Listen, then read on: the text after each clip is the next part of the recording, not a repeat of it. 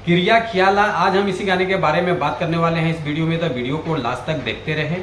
और जो लोग भोजपुरी बुढ़ हंगामा चैनल को अभी तक सब्सक्राइब नहीं किए हैं वो लोग सब्सक्राइब कर लीजिए, ताकि जो भी भोजपुरी गाने या भोजपुरी फिल्म रिलीज होते रहेंगे आप लोगों को इस चैनल के माध्यम से देखने को, सुनने को, जानने को मिलेगा। आप लोग फुल सपोर्ट कीजिए भोजपुरी बुढ़ हंगामा चैनल को। चलिए वीडियो को और आगे बढ़ाते हैं। आज हम जिस गाने के बारे में आप लोगों से बात करें, फाइनली गाना रिलीज हो चुका है।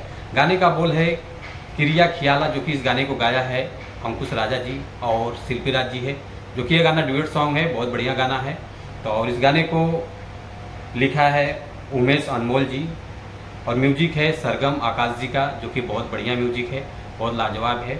और कोरियोग्राफर हैं रौनक रावत जी, जो कि बहुत बढ़िया वीडियो क्वालिटी एक नंबर का बना हुआ है। तो आप लोग जरूर देखिए इस गाने को।